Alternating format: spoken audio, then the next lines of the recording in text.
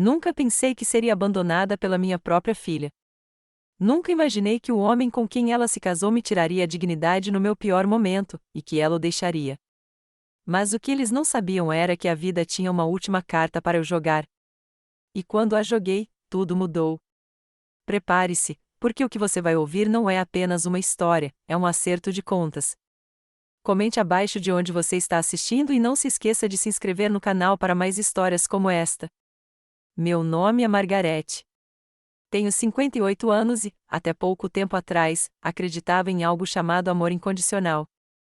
Principalmente quando se tratava de família, construí minha vida em torno do meu marido e da nossa filha, Amanda.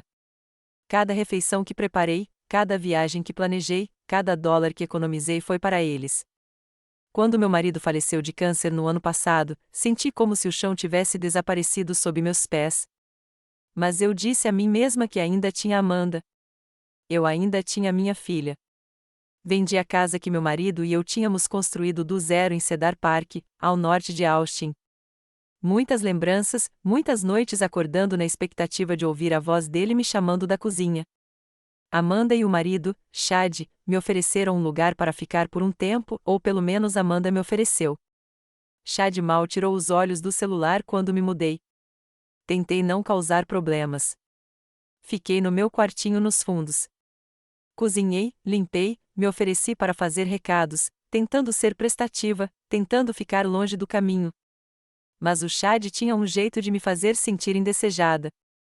Seus olhos sempre carregavam aquela irritação, como se eu fosse uma farpa sob sua pele. Começava com as pequenas coisas. Ele revirava os olhos se eu fizesse uma pergunta. Ele trocava a TV quando eu estava no meio do programa. Uma vez, eu ouvi murmurar baixinho, "Parasita", ao passar por mim no corredor. Tentei me convencer de que tinha ouvido errado, mas, no fundo, eu sabia que não. Amanda, ela não disse nada. Eu a procurava em busca de apoio, de uma palavra, de qualquer coisa. Mas ela sempre minimizava. Ele está estressado, dizia. O trabalho tem sido difícil. Engoli a vergonha e fiquei quieta. É o que as mães fazem, certo? Mas naquela noite, naquela única noite, fiquei arrasada. Estávamos à mesa de jantar. Eu tinha feito torta de frango, a favorita dele. Amanda estava mexendo no celular, Chad bebendo cerveja como sempre fazia. O silêncio era pesado. Então, do nada, Chad olhou para cima e disse: "Sabe, talvez seja a hora de pararmos de fingir que isso é temporário. Não somos uma instituição de caridade." Amanda congelou. Eu o encarei. Como assim? Ele deu um sorriso irônico. Quer dizer, quanto tempo isso vai durar? Você não está trabalhando. Você não está contribuindo. Temos contas para pagar. Não nos inscrevemos para alimentar mais pessoas. Fiquei sem fôlego. Meu coração batia forte. Virei-me para Amanda, desesperada. Amanda, ela não me olhava nos olhos. Talvez seja melhor, murmurou. Se você encontrar algo mais estável, para o bem de todos. Para o bem de todos. Não gritei. Não discuti. Levantei-me, fui até o meu quarto, arrumei minhas coisas, 2 malas. Era tudo o que me restava da vida. Nem chorei enquanto fazia as malas. As lágrimas vieram depois, quando fiquei do lado de fora do prédio deles, com o vento cortando meu casaco, e percebi que não tinha para onde ir. Amanda não me acompanhou até a saída. Chad nem se deu ao trabalho de fingir. Fiquei sentada na calçada por 1 hora. A bateria do meu celular estava descarregada. Meu coração também. Lembro-me de pensar, é assim que se sente quando se é apagado. Naquela noite, me hospedei num motel, daqueles em que o papel de parede descasca e a máquina de venda automática devora o seu troco. Fiquei acordado, olhando para o teto, me perguntando como tudo podia ficar tão frio, me perguntando o que eu tinha feito para merecer aquele tipo de abandono. Na manhã seguinte, enviei uma mensagem para Amanda: "Eu entendo. Eu te amo para sempre." Nenhuma resposta. Na semana seguinte, enviei outra, e mais outra. Aniversários, pequenas atualizações, silêncio. 3 meses se passaram. Cada dia parecia mais longo que o anterior. Tentei me candidatar a empregos, qualquer coisa. Mas ninguém queria contratar uma viúva de luto, com quase 60 anos, sem histórico profissional recente. Pensei em limpar casas, ser babá, mas meu corpo não se movia como antes. A solidão era sufocante, pior que isso, a vergonha. Eu tinha dado tudo para aquela garota. Como ela pôde virar as costas tão facilmente? Certa noite, enquanto eu revirava uma caixa de antigas lembranças de família, tentando me aproximar de algo, qualquer coisa, encontrei-o. O antigo diário da minha mãe.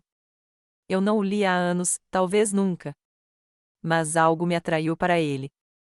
Sentei-me na beira da cama do motel, virei as páginas e foi então que encontrei um nome, uma verdade, um segredo que mudou tudo. Lembro-me claramente do momento. Minhas mãos tremiam. Meu coração disparou, porque de repente eu não era apenas a mãe que foi expulsa. Eu era outra pessoa completamente diferente. E pela primeira vez em meses, sorri. Tiraram tudo de mim. Mas não faziam ideia do que estava por vir. Depois daquela noite, os dias se misturaram como aquarelas cinzentas sangrando em uma tela molhada. O quarto do motel cheirava a ar viciado e cigarros distantes. O zumbido da máquina de venda automática do lado de fora da minha porta tornou-se uma canção de ninar da derrota. Fiquei quieta. Não chorava todas as noites, mas quando chorava, era baixinho, o tipo de choro em que o corpo inteiro treme, mas você guarda para si porque ninguém vem te consolar. Mandei outra mensagem para Amanda no quarto dia. Uma mensagem simples: estou bem. Só queria saber como você está. Nenhuma resposta. Tentei novamente 2 semanas depois. Só um emoji de coração. Nada. Disse a mim mesma que ela estava ocupada, que ela mudaria de ideia, que o Chad devia estar distorcendo as coisas. Mas, com o passar das semanas, essa esperança começou a apodrecer dentro de mim. Meu dinheiro estava acabando.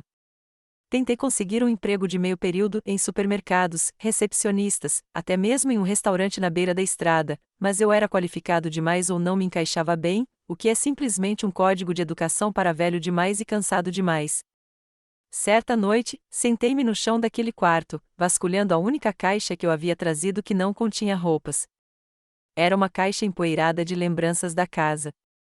Algumas fotos antigas, algumas cartas e, bem no fundo, um pequeno livro com capa de couro, o diário da minha mãe. Fiquei surpreso. Não me lembro de tê-lo guardado. Quase o devolvi, mas algo na sensação do couro em minhas mãos me fez hesitar. Acendi o velho abajur na mesa lateral e abri a primeira página.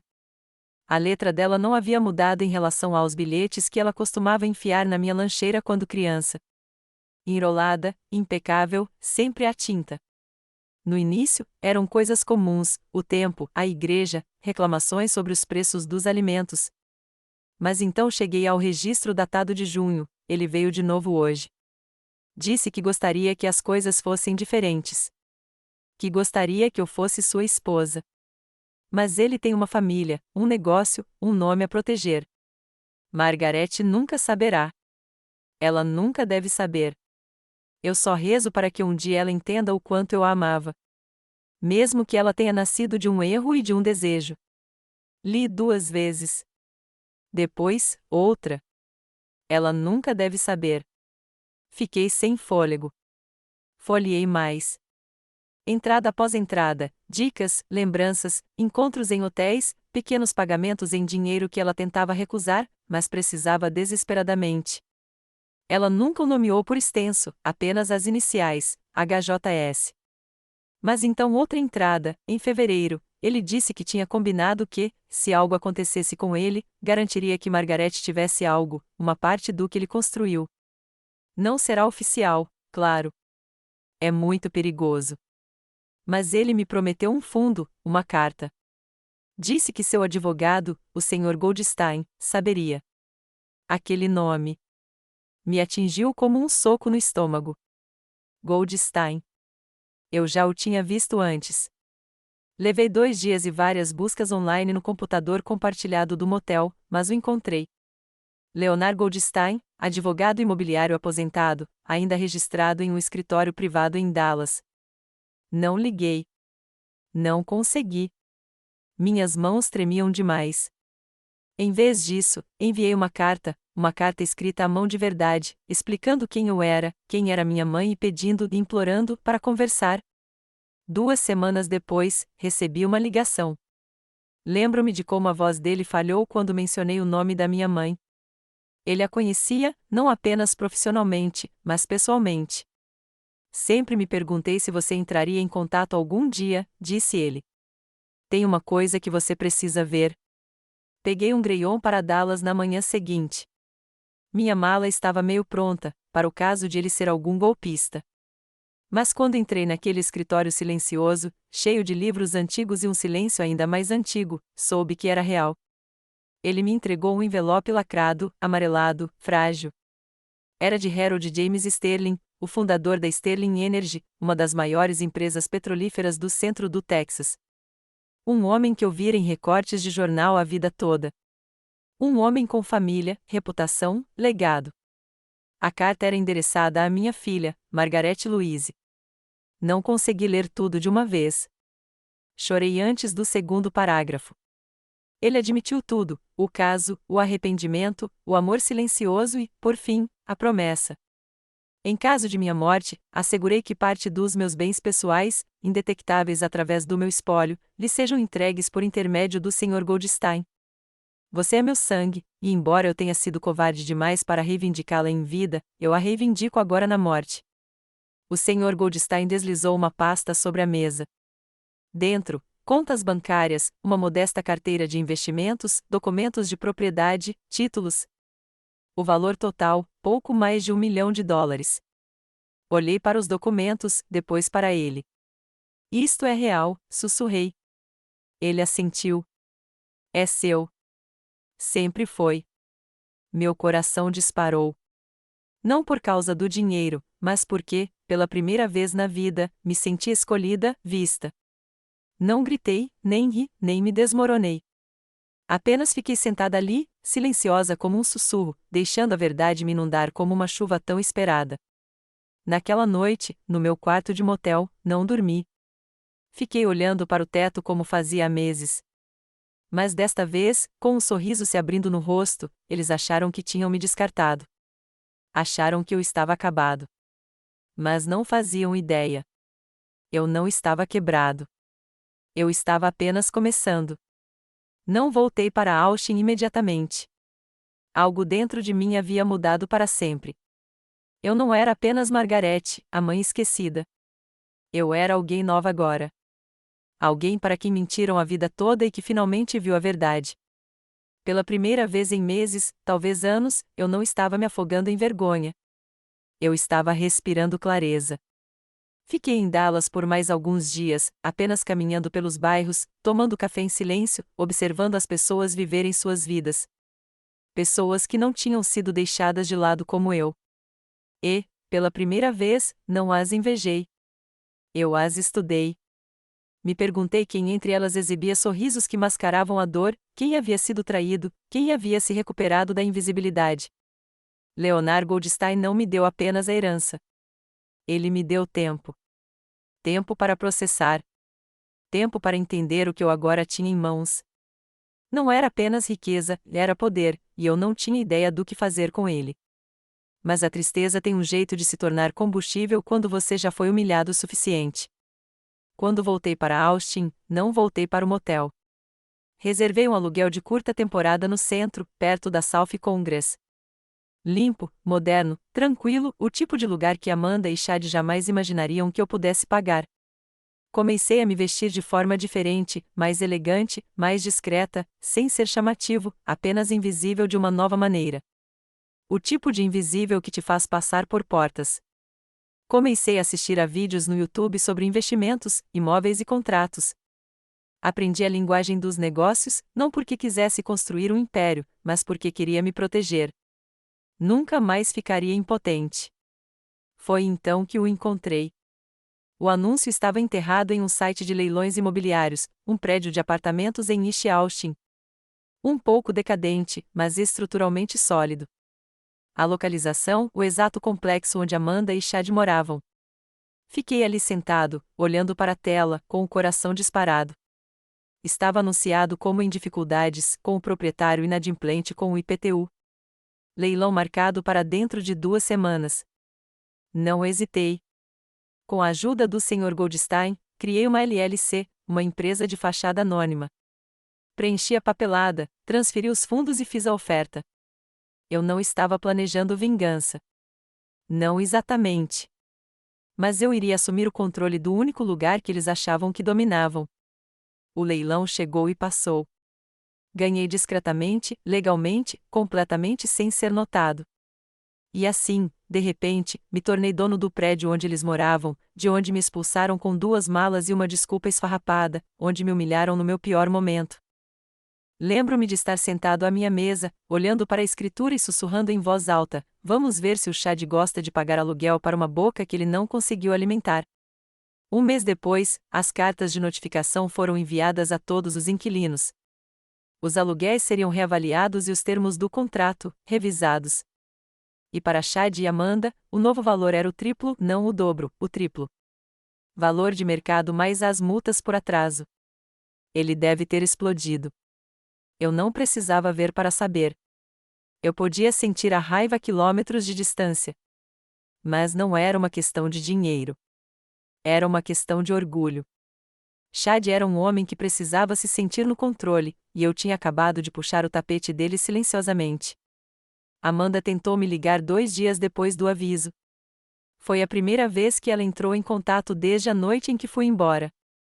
Deixei cair na caixa postal. Mãe, não sei se você ouviu, mas tem uma coisa estranha acontecendo. Nosso aluguel acabou de aumentar, muito. O Chad está pirando. Eu só, sei lá. Podemos conversar? Eu não respondi.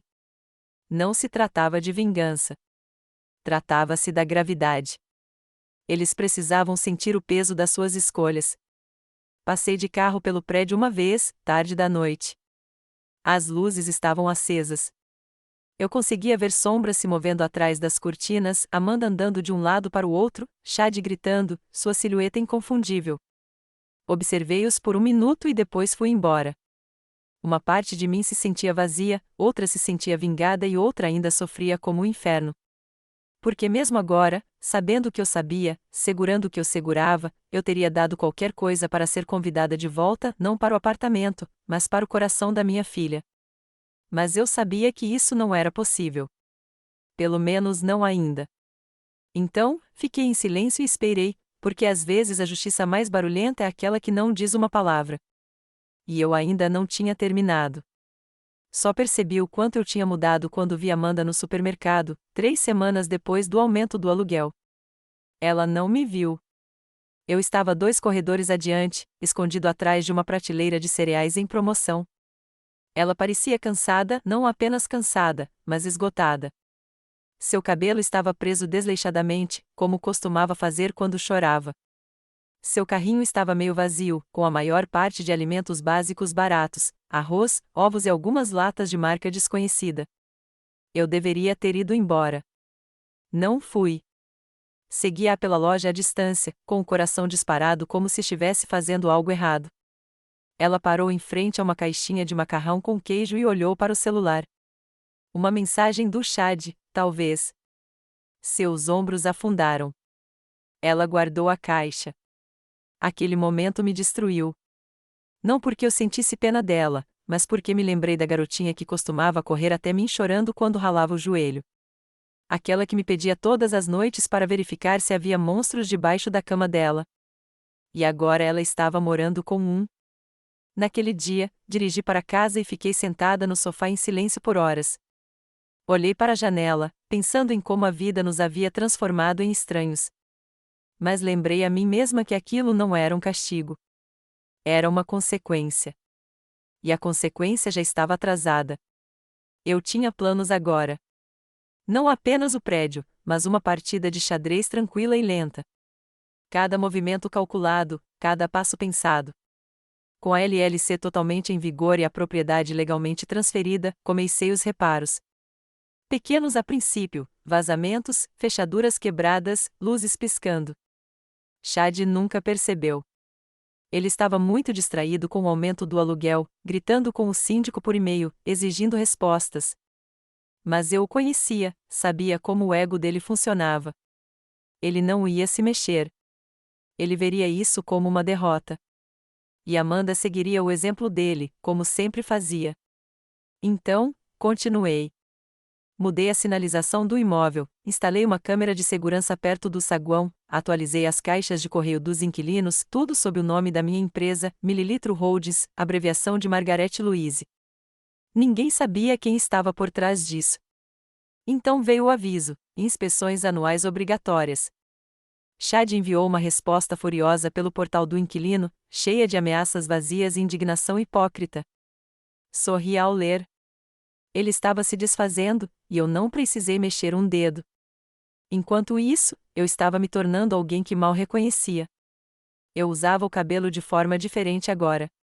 Roupas mais elegantes. Eu andava com um propósito. Comecei a participar de encontros de pequenos negócios sob um pseudônimo, aprendendo os macetes do mercado imobiliário, construindo conexões. Ninguém perguntava sobre o meu passado. Só via uma mulher quieta e serena, com olhar aguçado e dinheiro em caixa. O melhor disfarce é a verdade que você não diz. Certa manhã, cruzei com Amanda e Chad no estacionamento, saindo de uma reunião com os inquilinos. Eu estava de óculos escuros, cabelo preso em um coque elegante e documentos na mão. Amanda mal olhou para mim. Chad não me reconheceu. Mais tarde naquela noite, sentei-me na minha sala de estar, tomando chá, pensando em como era estranho passar direto pela própria filha e ser invisível, não por ser fraca, mas por ser mais forte do que ela se lembrava. Ela não conseguia me ver agora, porque só conhecia a versão de mim que costumava controlar. E aquela mulher se foi. As ligações da Amanda continuaram. Mensagens de voz suaves e hesitantes: "Oi, mãe. Só queria ver se você teria um tempo para conversar. Sei que as coisas têm sido complicadas." Não retornei, não por crueldade, mas porque precisava que ela sentisse o vazio que criou. E toda vez que sentia a dúvida se instalar, abria o diário da minha mãe. Li aquelas palavras repetidamente: "Margarete nunca saberá. Ela nunca deve saber." Mas eu sabia agora, e com esse conhecimento vinha uma espécie de armadura que ninguém conseguia romper. Eu não era mais a mulher implorando para ficar sob o teto deles. Eu era a mulher que o possuía. Sempre acreditei que vingança não era uma questão de vingança. Era uma questão de equilíbrio. Justiça sem fogo. Uma correção, não uma guerra. Mas quando vi a resposta do Chad por e-mail após ele receber o aviso do aumento do aluguel, admito que uma pequena centelha de satisfação se acendeu dentro de mim. Assunto: aumento do aluguel. Isso é absolutamente inaceitável. Deve ser um erro. Triplicar o aluguel. Isso é extorsão. Exijo falar com o dono deste lixão. Moramos aqui há 3 anos e nunca nos atrasamos. Isso é roubo. Ele assinou a Chad de Armon, como se seu nome significasse alguma coisa. Li o e-mail 3 vezes e o encaminhei ao meu gerente de imóveis com uma nota simples: "Por favor, responda usando a cláusula C padrão referente aos ajustes de preços de mercado. Sem exceções especiais." Chad não estava apenas irritado. Ele estava atordoado. Sua arrogância nunca dava espaço para a ideia de que alguém pudesse enganá-lo. Ele estava tão acostumado a estar no controle que a ideia de responder a um proprietário sem rosto o deixava louco. Amanda tentou me ligar de novo naquela mesma noite. A mensagem de voz era diferente. Sem pretensão. "Mãe, eu sei que você não está atendendo, mas eu preciso muito falar com você. As coisas estão difíceis agora. O Chad está chateado. Ele está descontando em tudo. Estamos tentando resolver as coisas. Eu só sinto sua falta. Sinto mesmo." Sua voz falhou no final. Por um momento, meus dedos pairaram sobre a tela. Eu poderia ligar de volta, dizer que tudo ficaria bem, que eu consertaria tudo, mas não liguei porque não estava tudo bem, e eu não podia continuar consertando as bagunças que ela ajudava a fazer. Amanda tinha deixado que ele me expulsasse como se eu não passasse de uma conta que eles não podiam pagar. E agora que a pressão estava sobre ela, ela se lembrou de como discar meu número. Não, deixei que ela ficasse em silêncio por mais um tempo. Na semana seguinte, autorizei melhorias adicionais na propriedade, nova pintura externa, iluminação no corredor, melhorias no paisagismo. O aluguel do Chad não era apenas um castigo. Era um financiamento para melhorias para os outros inquilinos. Essa era a ironia. Todos os outros se beneficiavam. Ele simplesmente não conseguia enxergar. Ele começou a deixar bilhetes raivosos embaixo da porta do escritório. A pressão da água está péssima. O lixo está se acumulando. Se é para isso que estamos pagando, é brincadeira. Todos os bilhetes ficaram sem resposta. Amanda parou de deixar mensagens. Começou a enviar mensagens curtas. Ei, podemos conversar? Preciso muito de você.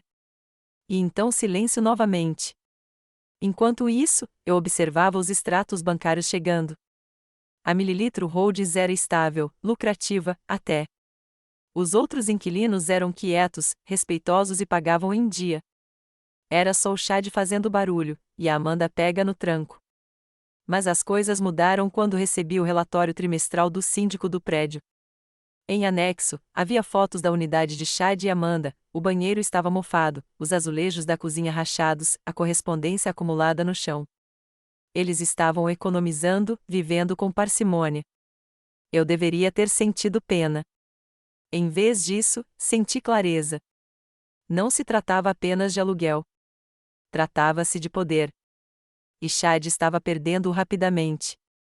Corria o boato no prédio de que ele tinha começado a trabalhar horas extras. Amanda foi vista chorando na escada dos fundos certa tarde por outro inquilino. Eles estavam se desintegrando de dentro para fora, e eu não precisei dizer uma única palavra. Essa era a parte à qual eu voltava sempre.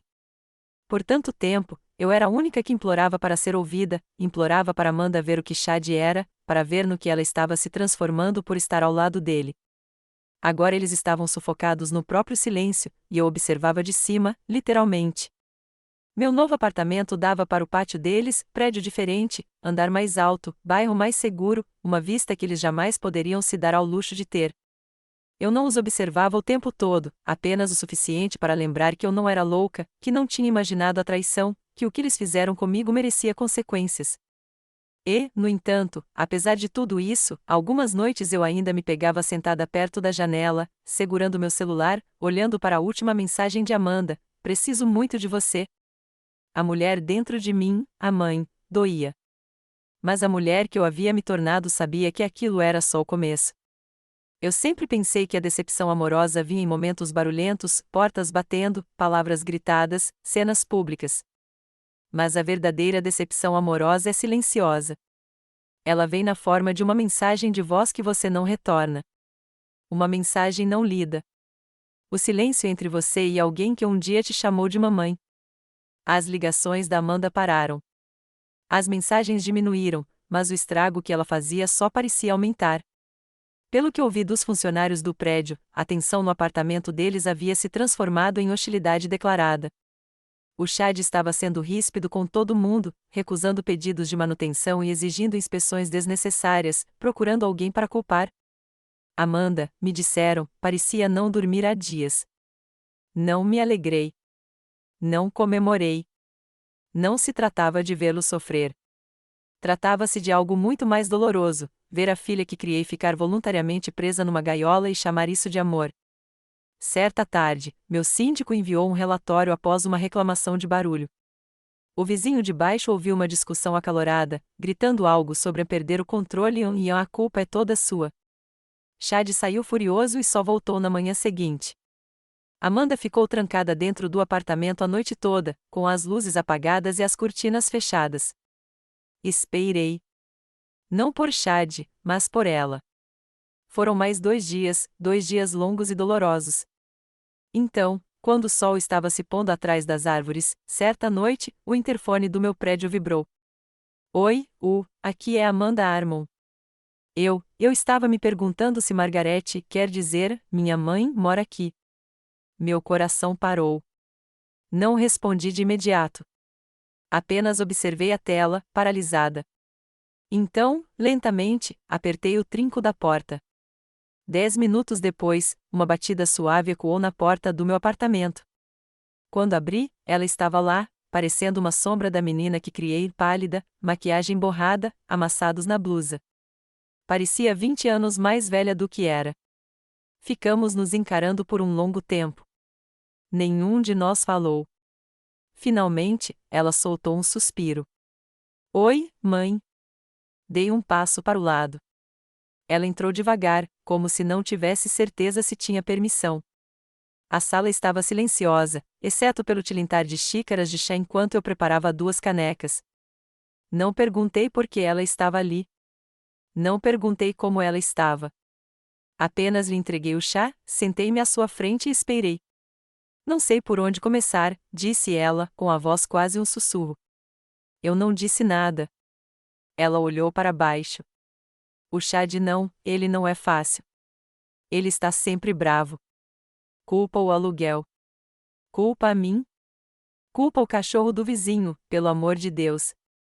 Mesmo assim, fiquei em silêncio. Achei que estava fazendo a coisa certa. Naquela época, quando pedimos para você ir embora, como se eu tivesse escolha, eu só queria manter a paz. Eu não queria mais conflito. O Chad disse. Ela fez uma pausa. Ele disse que você nunca iria embora a menos que a gente te pressionasse. E eu? Deus, eu me odeio por concordar. Tomei um gole de chá. Sinto sua falta, ela sussurrou. Mas não sei como consertar isso. Observei seu rosto, cada linha, cada contração. Ela buscava perdão, mas tinha medo de pedir. Então, dei a ela a única coisa que podia: silêncio. Porque às vezes o silêncio é mais seguro do que a verdade. Ficamos sentados assim por quase 1 hora. Ela não pediu dinheiro. Ela não pediu ajuda. Ela só queria ficar perto de mim, e eu deixei. Quando ela finalmente se levantou para ir embora, estendeu a mão e disse: desculpe-me por tudo. Não respondi. Apenas segurei a mão dela um pouco mais do que ela esperava. Ela se afastou primeiro e, então, com lágrimas nos olhos, saiu pela porta. Não chorei. Mas, no instante em que a porta se fechou, afundei na cadeira, segurando o calor da sua xícara de chá nas palmas das mãos como uma tábua de salvação. Ela tinha vindo. Ela tinha me olhado nos olhos. E agora eu sabia que as rachaduras estavam finalmente começando a aparecer. O problema do poder, o verdadeiro poder, é que você nunca precisa levantar a voz para usá-lo.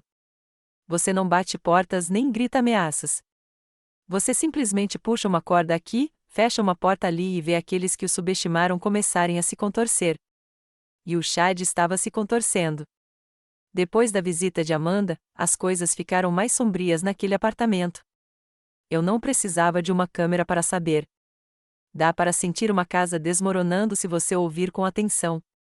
A equipe de manutenção me disse que Chad estava descontrolado, invadindo o escritório da administração 2 vezes por semana, exigindo saber quem era o dono do prédio. Ele queria nomes. Queria um rosto. Queria alguém para culpar. O fato de ele não ter e isso o fez entrar em parafuso. Ele começou a cavar. Eu sabia que ele faria isso. Chad não era do tipo que aceitava a derrota em silêncio. Eu tinha visto o jeito como ele vasculhava o celular da Amanda quando ela demorava muito na loja, o jeito como ele conferia os recibos dela, comentava sobre o tempo que ela levava para fazer compras. Possessivo nem começava a descrever. Então, quando ele começou a pesquisar o nome por trás da Mililitro Holdings, eu estava pronto. Ele começou tentando pesquisar a LLC padrão, mas meu advogado havia registrado tudo por meio de um fundo de privacidade. Sem nomes, sem pistas. Então vieram os e-mails de pesca para o meu administrador de imóveis, fingindo ser um inquilino, perguntando quem é o dono do prédio. Desleixado, desesperado. Ele chegou a ligar para o cartório, fingindo ser advogado representando outra propriedade. O funcionário sinalizou e nos informou diretamente. E quando essas vias falharam, ele se voltou para dentro. Amanda, não sei exatamente o que aconteceu, mas uma das vizinhas ligou para a administração e perguntou se alguém poderia verificar os armons. Ela disse ter ouvido vidros quebrando, vozes alteradas, o tipo de raiva que não vem só das contas, vem do medo. O homem da manutenção subiu até lá. Ninguém respondeu, mas, através da porta, ele podia ouvir Chad andando de um lado para o outro, resmungando, Amanda chorando. O silêncio que se seguiu foi mais pesado que os gritos. Alguns dias depois, recebi um envelope estranho.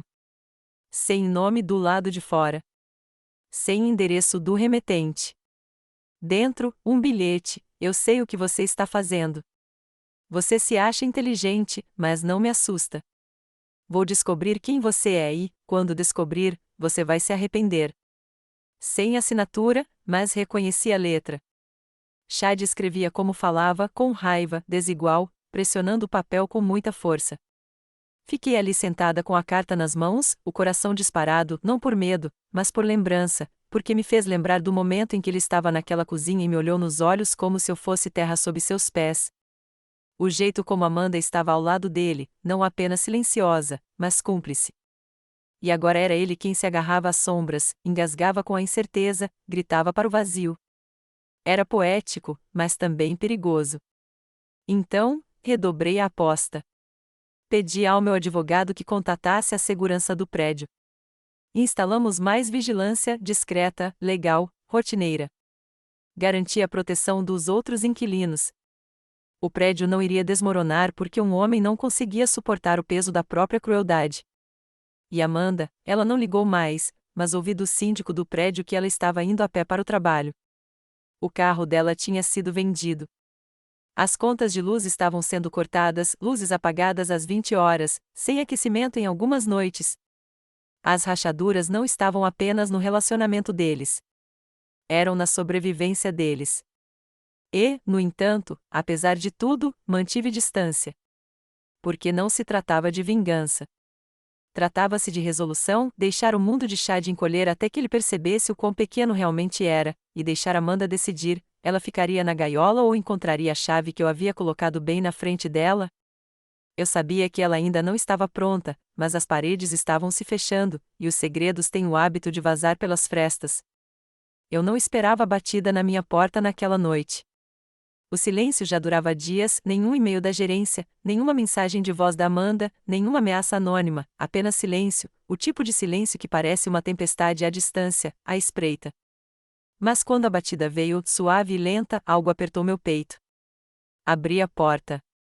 Amanda estava lá, encharcada pela chuva, com uma sacola de compras agarrada ao peito como se fosse a única coisa que a mantinha de pé. Seus olhos estavam vermelhos e sua boca se abriu, mas nada saiu. Parecia que ela tinha ficado sem palavras dias atrás. Dei um passo para o lado. Ela entrou lentamente, pingando água no piso de madeira. Entreguei-lhe uma toalha e seguimos em silêncio. Aqueci a chaleira e servi 2 canecas de chá de camomila. Ela sentou-se na beirada do sofá como se não quisesse ficar muito tempo, como se não merecesse. E talvez não merecesse. Ela olhou fixamente para a xícara, com os olhos vazios. Ele não é quem eu pensava, disse finalmente. Fiquei em silêncio. Quer dizer, eu sabia, parte de mim sempre soube. Mas eu dizia a mim mesma que era estresse, que ele só precisava de apoio, que se eu tivesse paciência, ele mudaria de ideia. Ainda assim, não disse nada. Ela olhou para cima, com a voz trêmula. Ele acha que alguém está nos perseguindo. Ele está obcecado. Ele está mexendo no meu celular, nos meus e-mails. Semana passada, ele me seguiu até o trabalho. Disse que estava se certificando de que eu não estava envolvida. Um arrepio a percorreu, e não de frio. Ele latiu se eu estivesse escondendo alguma coisa, se você estivesse escondendo alguma coisa. Isso me tirou o fôlego. Ela não esperou por uma resposta. Eu disse a ele que não falava com você há semanas. Que eu nem sabia onde você estava. Ela fez uma pausa. Mas era mentira. Encontrei seus olhos pela primeira vez. Encontrei seu prédio listado em um aviso de segurança. Mesma empresa de administração. Eu descobri. Não foi difícil. Claro que não foi. Amanda era inteligente. Sempre fora. Mas inteligente nem sempre significa corajosa. E agora ela parecia alguém que finalmente abriu os olhos e odiou o que viu. Eu não falei nada.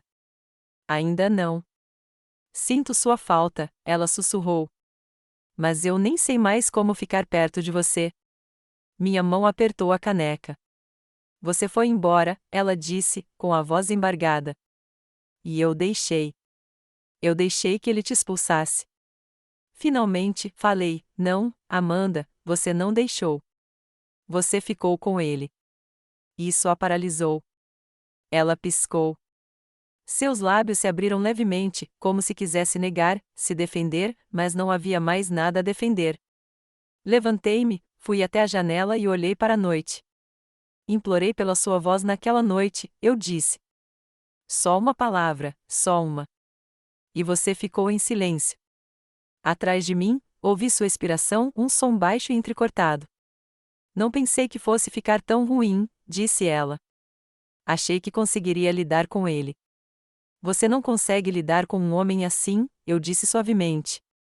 Você sobrevive a ele, ou o deixa. Ela não respondeu. Não precisava. Ficamos em silêncio por um longo tempo, duas mulheres que compartilhavam sangue, mas não confiança. Ainda não. Talvez nunca. Quando ela finalmente se levantou para ir embora, pousou a caneca cuidadosamente, com os olhos marejados de lágrimas não derramadas. Não espero perdão, disse ela. Só precisava me lembrar de como era estar segura. Acompanhei-a até a porta. Ela fez uma pausa, virou-se de repente e me abraçou. Não retribuí o abraço a princípio. Depois, retribuí, mas com delicadeza e cautela, como alguém tentando guardar uma lembrança sem deixá-la escapar por entre os dedos. Quando ela se afastou, não se despediu. Apenas me olhou uma última vez e foi embora. E quando a porta se fechou atrás dela, senti algo se mover no fundo do meu peito. Não perdão, ainda não, mas a mais tênue centelha de algo que um dia poderia se transformar em perdão, se ela deixasse. O convite foi enviado numa manhã de terça-feira, discretamente, profissionalmente, sem alarde. Reunião de presença para discutir as próximas reformas do prédio, agendada para a sala comum na semana seguinte. Presença obrigatória, perguntas são bem-vindas. Eu sabia que o Chad estaria lá. Sabia que ele não conseguiria resistir. Ele queria um nome, um rosto, alguém para quem apontar o dedo. Não fazia ideia de que estaria caindo nas mãos da mulher que ele descartou como um eletrodoméstico quebrado. No dia da reunião, cheguei cedo. Usava um blazer cinza escuro e uma calça jeans escura, simples, elegante e irreconhecível. Meu cabelo, agora em ondas suaves, roçava meus ombros. Eu não parecia em nada com a mulher que um dia implorou por um pouco de dignidade à mesa da cozinha de Amanda. A sala comum se encheu lentamente. Os inquilinos entraram aos poucos, alguns curiosos, outros irritados, a maioria indiferente. E então chegou Chad. Ele entrou com a arrogância de um homem que espera um confronto, Amanda o seguindo como uma sombra. Ele não olhou em volta, nem me notou. Viu apenas o gerente do imóvel na entrada e foi direto até ele. Onde ela está? Perguntou. Quero falar com o responsável hoje. O gerente permaneceu calmo. Todas as perguntas serão respondidas durante a apresentação, zombou Chad. Amanda olhou para os sapatos. Sentei-me perto do fundo, em silêncio. A apresentação começou, anúncios de rotina, atualizações, cronogramas, o novo sistema de segurança, o paisagismo atualizado, o isolamento melhorado, mudanças práticas, decisões inteligentes, tudo financiado em parte pelo aluguel contra o qual Chad havia protestado tão amargamente. Então o gerente fez uma pausa. Gostaríamos de agradecer a Mililitro Holdings pelo compromisso em revitalizar o imóvel e priorizar o conforto dos inquilinos. O proprietário está aqui hoje. Alguém tem alguma pergunta? Levantei-me. A sala girou. Caminhei lentamente em direção à frente, calmo, firme. A cada passo, um tamborilar silencioso no meu peito. O rosto de Chad se contorceu em confusão, depois em descrença. A boca de Amanda se abriu em choque. Virei-me para a sala. Boa noite, disse eu. Meu nome é Margarete. Sou a dona deste prédio. Ouvia-se um alfinete cair. Chad se levantou tão rápido que sua cadeira raspou o chão. Você? Isso é uma brincadeira. Que tipo de brincadeira é essa? Olhei para ele, olhei de verdade e vi as rachaduras que ele tentava esconder, o suor atrás do colarinho, o inchaço sob os olhos, o pânico. Sem brincadeira, eu disse suavemente. Só negócios. Ele deu um passo à frente. Você manipulou isso. Você esteve por trás disso o tempo todo. Você aumentou o nosso aluguel. Você está tentando nos arruinar. Mantive minha posição. Eu dei um teto para vocês. Fiz melhorias. Tratei todos os inquilinos com igualdade. O que eu não fiz foi esquecer. Ele abriu a boca para falar, mas me virei para o grupo. Se alguém tiver perguntas sobre as mudanças ou melhorias, terei prazer em respondê-las após a reunião. Obrigado. Dei um passo para o lado. A reunião recomeçou, mas a tensão não desapareceu. Chad não se sentou. Ficou parado ali, tremendo, furioso. Amanda sentou-se com as mãos firmemente entrelaçadas no colo, os olhos arregalados e úmidos. Quando a reunião terminou, os inquilinos vieram até mim, apertaram as mãos, fizeram perguntas e me agradeceram. Alguns desconfiavam. A maioria não fazia ideia. Chad esperou até a sala esvaziar. Então, marchou em minha direção. Você acha que venceu? Sibilou. Mas isso não é nada. Você fez um inimigo. Olhei para ele, com os olhos no mesmo nível. Não, Chad. Eu não fiz nada. Você fez. No dia em que você me olhou nos olhos e me tratou como se eu não importasse. Amanda se colocou entre nós. Chad, pare. Ele se virou para ela, chocado. O que você acabou de... Eu disse para parar, ela repetiu, mais alto dessa vez. Ela não é sua inimiga. Nunca foi. Você é. Ele olhou para ela como se ela o tivesse agredido e, de certa forma, agrediu. Amanda se virou para mim, com a voz trêmula. Eu não sabia. Juro, sobre o prédio, o dinheiro, qualquer coisa. Assenti. Eu sei. Por que você não me contou? Porque você tinha que ver, não só ouvir. Ela piscou para conter as lágrimas. Chad zombou, dando um passo para trás. Vocês dois se merecem. Não, respondi baixinho. Ela merece coisa melhor. Então me virei e fui embora. E pela primeira vez desde aquela noite horrível na cozinha deles, senti algo mudar dentro de mim. Não vingança, nem satisfação, mas poder. Silencioso, firme e inteiramente meu. Amanda apareceu na minha porta novamente 4 dias depois. Desta vez, segurando algo nas mãos que fez meus joelhos fraquejarem no instante em que o vi. Um livro, couro desbotado, canto rasgado, a lombada quase sem vida. O diário da minha mãe. Abri a porta sem dizer uma palavra. Ela entrou, com os olhos arregalados e a respiração trêmula. Encontrei no meu armário, disse ela. Da última vez que te visitei, você deve ter deixado para trás. Ela o colocou na mesa de centro como se fosse sagrado. E para mim, era. Eu li. Meu coração parou. Eu não estava tentando bisbilhotar, ela se apressou, mas reconheci a letra dela.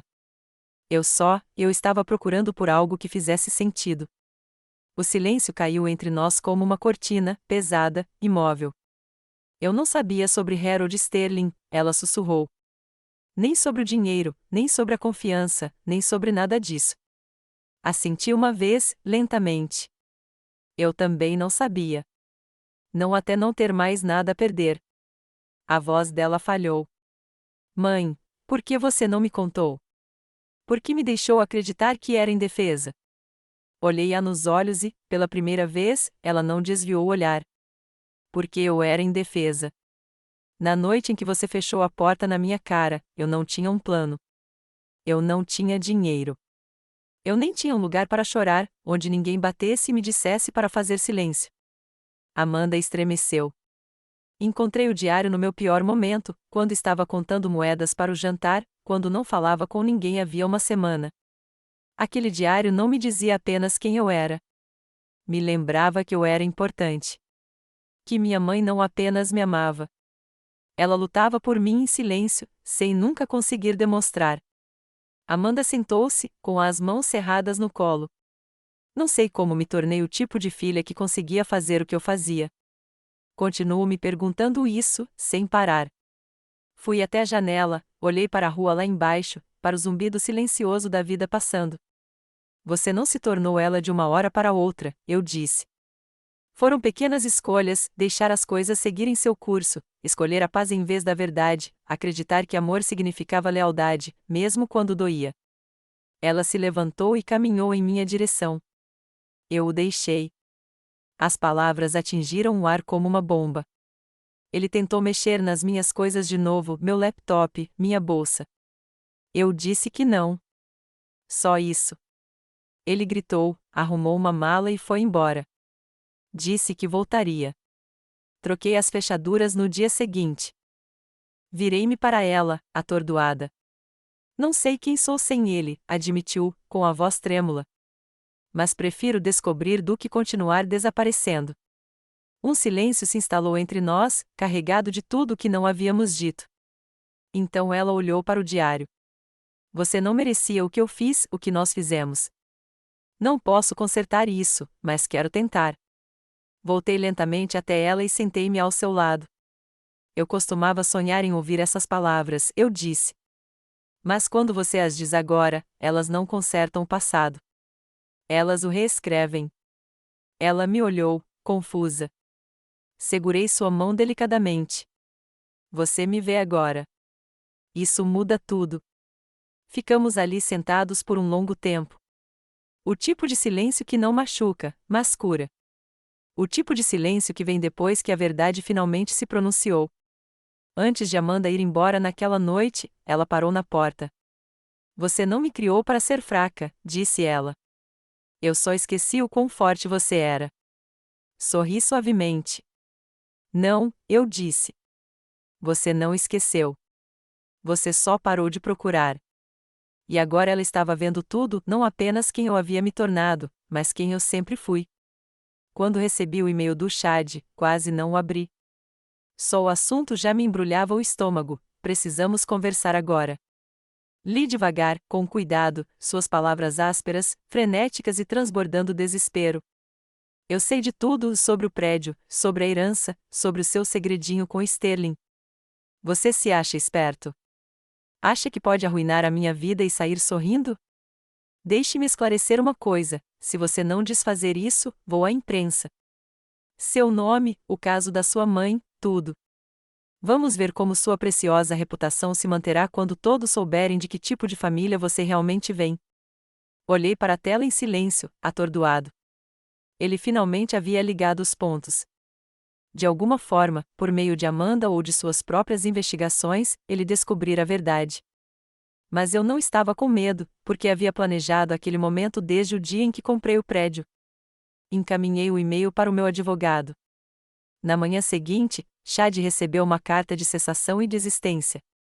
Nela, havia registros de todas as mensagens ameaçadoras que ele havia enviado ao cartório de imóveis, os documentos falsificados que ele tentou enviar para um escritório de advocacia falso e os e-mails adulterados que rastreamos discretamente até seu endereço IP.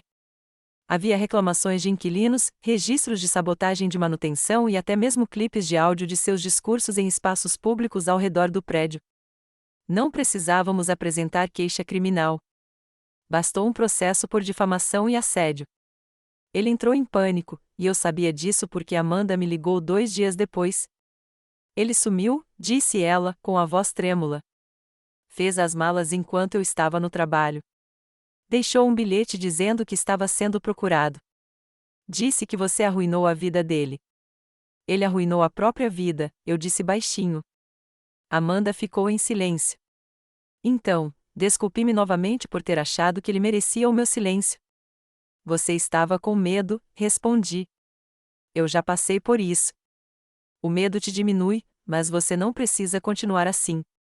Não demorou muito para que Chad tentasse retaliar, postando discursos vagos nas redes sociais, insinuando corrupção e traição. Ele nunca citou nomes. Não podia se dar ao luxo de fazê-lo. Não depois da segunda carta do meu advogado, que ameaçava com ação judicial por cada palavra que publicasse. Ele se calou depois disso, pelo menos publicamente. Em particular, eu sabia que ele nunca esqueceria o dia em que percebeu que a mulher que ele expulsou com 2 malas e um rosto cansado agora era dona do teto sobre sua cabeça, do contrato de aluguel em seu nome e das chaves de todas as portas trancadas que ele uma vez bateu na minha. Amanda, por outro lado, estava se transformando. Ela se mudou da unidade em um mês, encontrou um pequeno estúdio perto do trabalho, começou a fazer terapia e se matriculou em uma aula de arte comunitária. Ela até pintou algo para mim, uma fênix abstrata em tons de vermelho escuro e dourado. Pendurei acima da minha lareira. Conversávamos com mais frequência agora, não todos os dias, mas quando conversávamos, era de verdade, de verdade. Chega de fingir. A última peça do quebra-cabeça veio em um envelope. Outra carta, esta do Sr. Goldstein. Parabéns, Margarete. O prédio foi oficialmente transferido. Os últimos inquilinos assinaram novos contratos. O processo contra o Sr. Armon foi resolvido a seu favor. Agora você está livre para vender, manter ou reestruturar como achar melhor. Dobrei a carta com cuidado e a segurei contra o peito. Não se tratava apenas de dinheiro, propriedade ou vingança. Tratava-se da verdade, de resgatar meu nome, minha história, minha força. Na manhã seguinte, liguei para um corretor de imóveis. Eu estava pronto para fechar o último capítulo e abrir a porta para uma vida a qual eu não precisava mais sobreviver. Eu poderia finalmente vivê-la nos meus termos. Vendi o prédio no final da primavera. A papelada final foi assinada em uma terça-feira ensolarada e sem nuvens. Sem alarde, sem cerimônia, apenas um clique silencioso de caneta, um aperto de mão firme e o peso de 3 anos de luto, traição e silêncio finalmente saindo dos meus ombros. O dinheiro foi transferido para minha conta no dia seguinte. Mas não comemorei. Em vez disso, assinei um cheque grande. Metade da renda foi para um abrigo local para mulheres e crianças em crise, o tipo de lugar que eu gostaria de ter sabido que existia na noite em que fiquei parada naquele meio-fio com 2 malas e ninguém para ligar.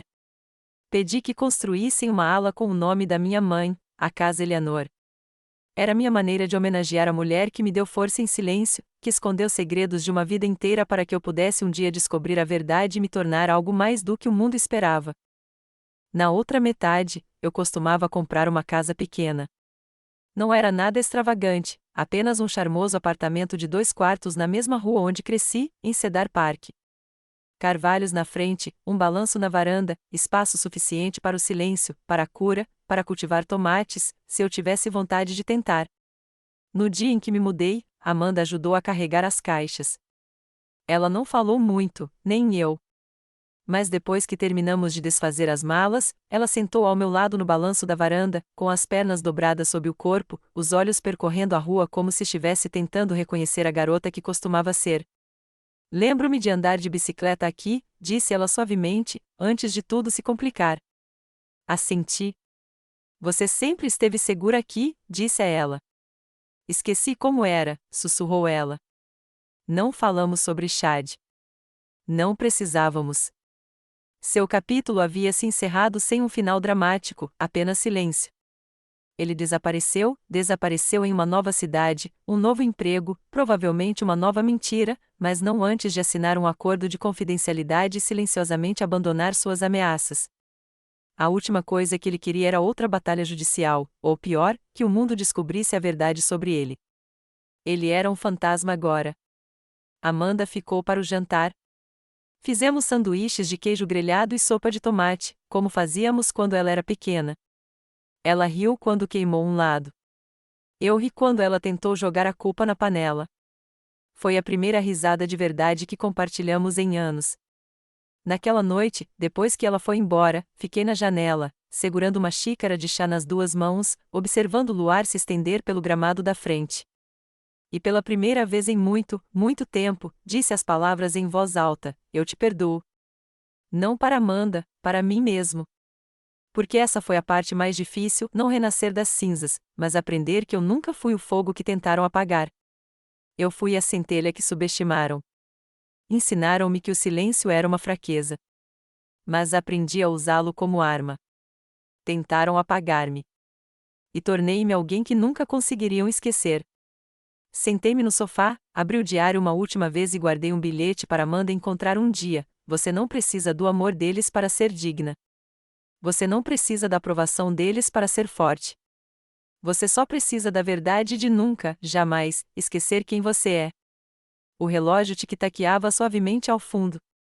Meu chá esfriava em minhas mãos. Mas meu coração finalmente estava quente. Eu não precisava gritar. Eu não precisava vencer. Eu só precisava ser quem eu era o tempo todo. E agora, finalmente, eu estava em casa. Obrigado por ouvir. Não se esqueça de se inscrever e compartilhe sua história nos comentários. Sua voz importa.